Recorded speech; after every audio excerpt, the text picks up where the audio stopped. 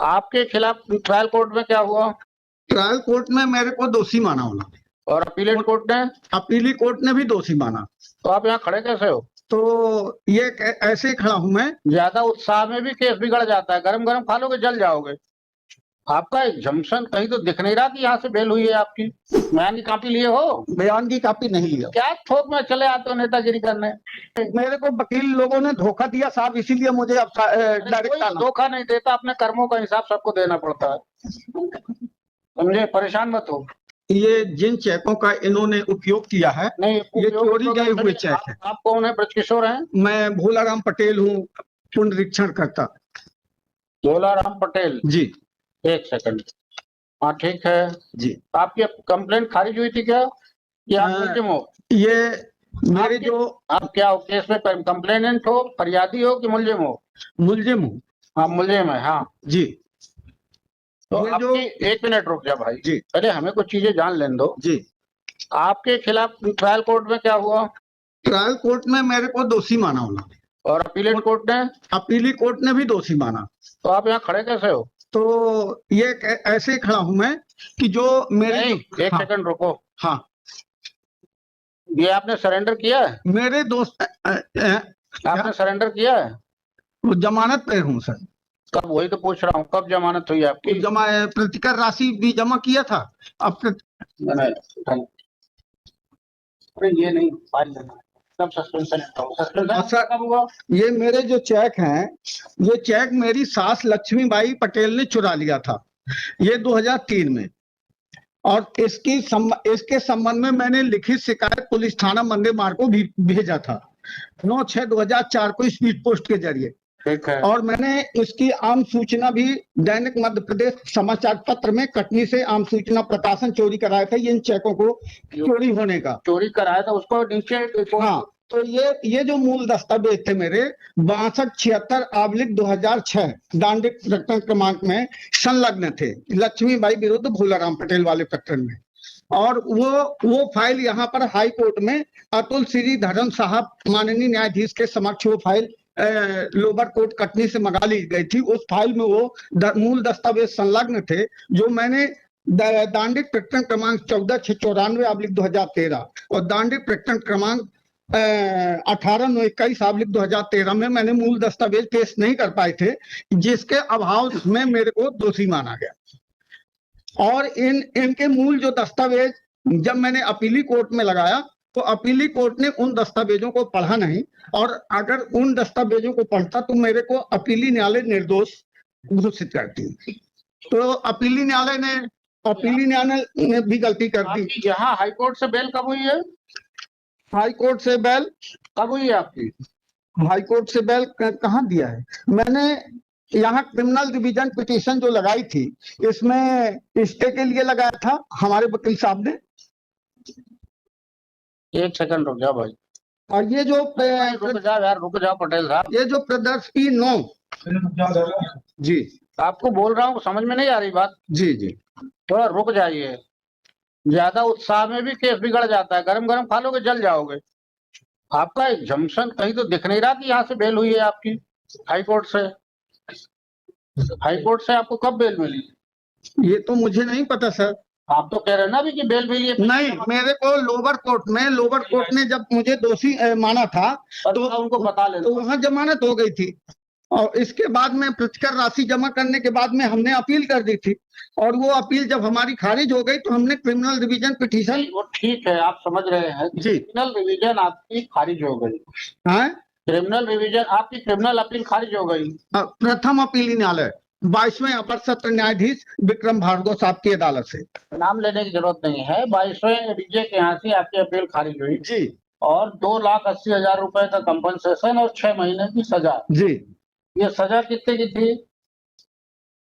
तो para number 17 में है sir, till rising of the court था, और ये इन्होंने भुगत लिया। अब नहीं भुगता, तो वो कुछ कर नहीं सकते।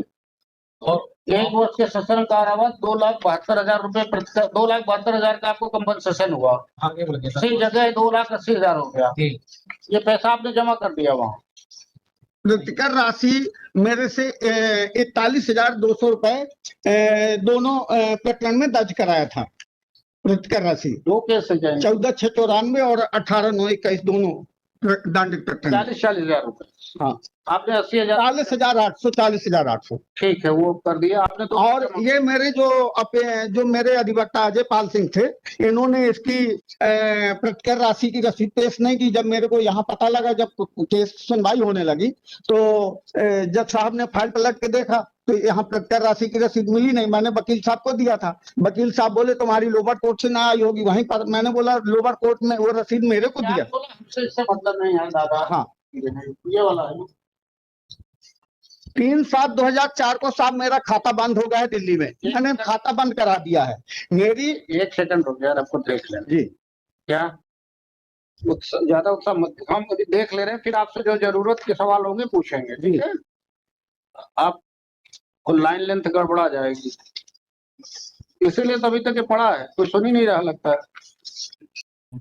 ये ब्रज किशोर कुर्मी से आपका क्या रिलेशन है? ब्रज किशोर मेरे चचेरा भाई है, बड़े पिताजी का लड़का है। चचेरा सगा मतलब चचेरा भाई, एक ही गांव मोहल्ले के रहने वाले हो? एक ही घर के सर, इनके पिताजी और मेरे पिताजी सगे भाई हैं। 1 सेकंड रुक जाना। अकाउंट क्लोज था आपका? हाँ? ये अकाउंट नंबर ही नहीं था इसका, कहना है ऐसा। Account number 848877। ये क्लोज हो गया था बैंक के? हाँ, 3/7/2004 को मैं अकाउंट क्लोज कर दिया था। कब कब? 3/7/2004 को। अब ये बताओ, जो ये लिखा पड़ी है, हाँ, ये इसके बारे में क्या कहना? ये ब्रज किशोर ने जो प्रदर्श की जो 9 है, जिसमें ये कह रहा है कि मेरे घर में 20/7/2013 को मेरे घर आकर के वचन पत्र लिख के दिया, चेक दिया है, ये बिल्कुल झूठ बोल रहा है। और मैं जबलपुर 20/7/2013 को मैं जबलपुर आया ही नहीं। 20/7/2013 को मेरे कटनी कोर्ट में प्रति परीक्षण कराए गए थे। आशीष ताम्रकार न्यायिक मजिस्ट्रेट प्रथम श्रेणी कटनी के समक्ष। तो वो मेरे कथन और प्रति परीक्षण शाम तक चले थे, अदालत के समाप्ति के समय तक। उस दिन मैं कटनी में था और मैं जबलपुर आया नहीं। और ये 20/7/2013 की ये सर्टिफाइड ये कॉपी है साहब की, मैं कटनी में था वहां पर। ये साहब नहीं, देख लिया मैंने, सुन लिया, समझ लिया जी। चेरी ताल कहाँ पड़ता है? हाँ? चेरी ताल कहाँ है? ये चेरी ताल ये जबलपुर में है। अच्छा पंजाब बैंक कॉलोनी चेरी ताल जबलपुर में, वो ब्रज किशोर परिवादी रहता है। अच्छा, दमोह नाका पंजाब बैंक कॉलोनी चेरी ताल है। ये आपने कोई नीचे एप्लीकेशन दिया था हैंड राइटिंग एक्सपर्ट से जांच कराने के लिए? हाँ? हैंड राइटिंग एक्सपर्ट से जांच कराने के लिए कोई आपने एप्लीकेशन दिया था? नहीं दिया साहब। नहीं दिया। हाँ, चलिए, इनके पिताजी मेरी जमानत लिए थे और वो जमानत में उनके असली दस्तखत हैं। और ये जो वचन पत्र में दस्तखत बनाए वो हो नहीं सब पूछा है यार, इतनी दूर की थ्योरी नहीं लगी, जो यहाँ लाए हो उसको पूछ रहे हैं आपसे। जी। आपने नीचे पूछा है कुछ? नीचे तो वकील थे। नहीं, आपने खुद किया था क्या क्रॉस में क्या लाए हो? क्या कह रहे हैं साहब? क्रॉस किए होगे ना कंप्लेनेंट का? हाँ, क्या लाए हो? क्या कह रहे हैं? हाँ, समझाइए क्या बोल रहे हैं? प्रति परीक्षण जो आपने किया है ना उसका, हाँ, उसके बारे में क्या आया बता रहे साहब से? अच्छा, जो प्रति परीक्षण जो कटनी में हुए थे, तो उसमें ये मेरे 20/7/2013 को कटनी में मैं मौजूद था। ये अरे भाई यार, ये नहीं दादा। हाँ, जो फरियादी था, हाँ, फरियादी के बयान हुए नीचे। हाँ, मजिस्ट्रेट कोर्ट में। हाँ, मजिस्ट्रेट कोर्ट के बयान, मजिस्ट्रेट में ब्रज किशोर कुर्मी के बयान हुए। हाँ, तो ब्रज किशोर कुर्मी के बयान जब हुए तब ये डॉक्यूमेंट लेके आया था, उसने कोर्ट में प्रदर्शित कराया। हाँ। तो उसमें क्या आया, उसके क्रॉस में क्या आया, इन डॉक्यूमेंट के बारे में पूछा आपने? सर, ये मेरे वकील ने जो भी मैंने जितना पूछा उतने का जवाब दो, फालतू बहस नहीं सुनना मुझे। आपने क्या पूछा उसके बारे में? उसके बारे में तो मेरे को नहीं पता सर, लेकिन पता तो मैं इतना जानता हूँ कि ये वचन पत्र पूरा फर्जी है। अरे आपके मानने से थोड़ी हो भाई, प्रूफ करना पड़ता है कोर्ट। प्रूफ के तौर पे मैं 20/7/2013 को कटनी कोर्ट में मैं मौजूद था। मेरे वहाँ कथन और प्रति परीक्षण हुए हैं।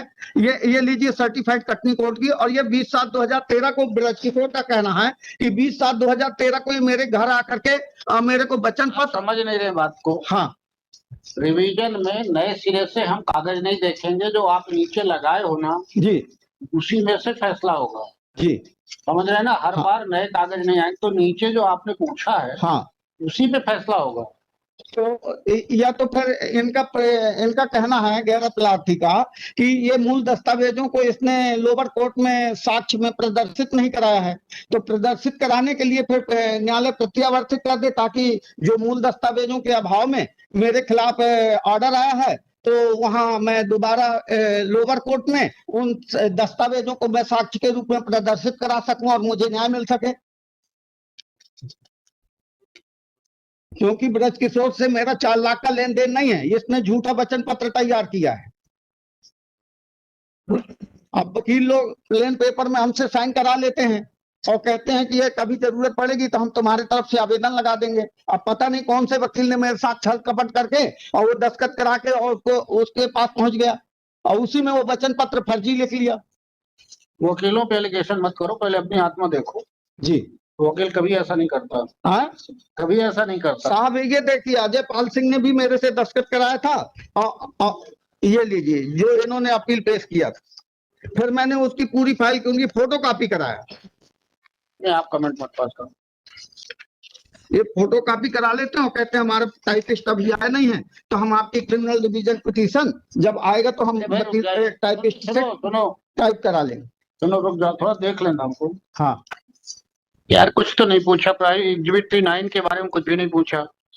सर वो वकील से साठ गांठ कर लेता है ना परिवादी ब्रज किशोर, बहुत चतुर चला। किया 60 के जो भी किया हो, कल को तो कुछ भी हो सकता है जी। बट मैं क्लियर बता रहा हूँ, एग्जिबिट P9 जो क्रूशियल डॉक्यूमेंट है उसके बारे में कोई जीरा नहीं है। आपकी पत्नी भी आपको छोड़ के चली गई क्या? सर मेरी पत्नी जो 5 साल की बेटी थी वो बेटी को स्कूल लेने के लिए जाती नहीं थी। वो अरे मतलब की बात बताओ यार भाई, आपकी पत्नी चली गई थी। अब चली गई थी, उसी के बीच में विवाद हुआ। ये अब आ गई हैं। सर वो 6 साल जब वो चली गई फिर दूसरी शादी करने के लिए जहां हमने बात किया लक्ष्मी माई की बेटे लक्ष्मी माई पटेल कलवारा निवासी से, तो उन्होंने कहा, मैंने उनको सब कुछ बता दिया कि मेरा पहली पत्नी से तलाक नहीं हुआ है और मेरा इस तरह से विवाद चल रहा है। मेरी 4-5 साल की लड़की है और वो स्कूल लेने के लिए जाने के लिए तैयार नहीं। उससे घरेलू मामला लाने के लिए हम एक लाइन पूछते हैं, आप यहाँ घरेलू मामले मत लाओ।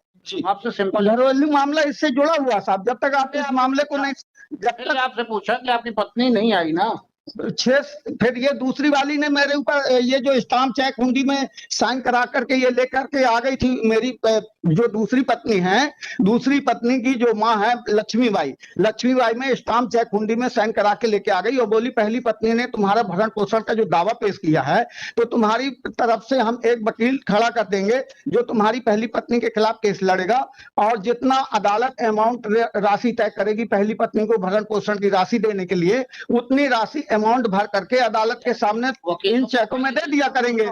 वकीलों को गाली देते हो, अपने परीक्षण का पैरा नंबर 5 देखो, प्रति परीक्षण का पैरा नंबर 5 देखो, अपना खुद का परीक्षण जो कोर्ट में हुआ है, नीचे की कोर्ट में जो आपका परीक्षण हुआ है ना, प्रति परीक्षण जी आपने खुद बयान कराया ना।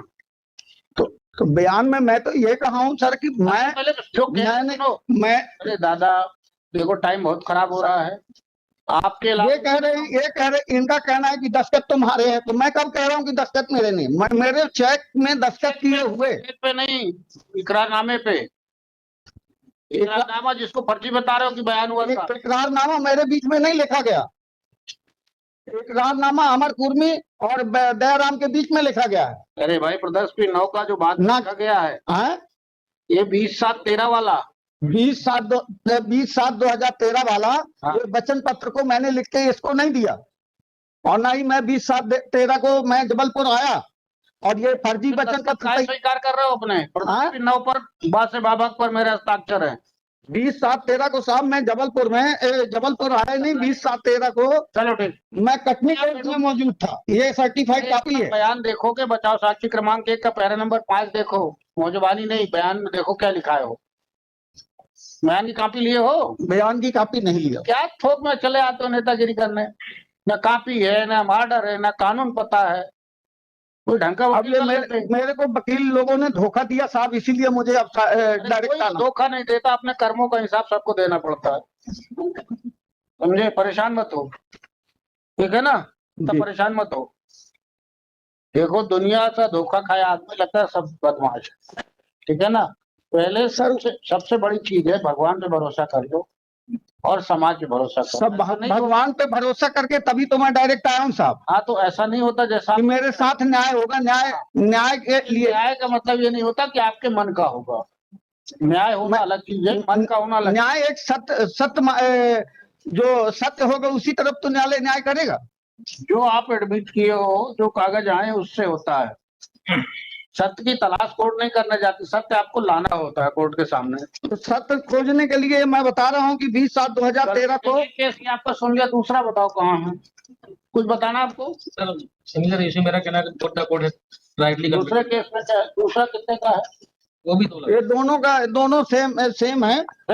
हाँ, तो दोनों के अलग है। दोनों कनेक्टेड मैटर थे और दोनों की जजमेंट एक ही है। परेशान हो यार, तुम्हारे लिए मैं देख ले रहा हूँ, मत परेशान हो भाई।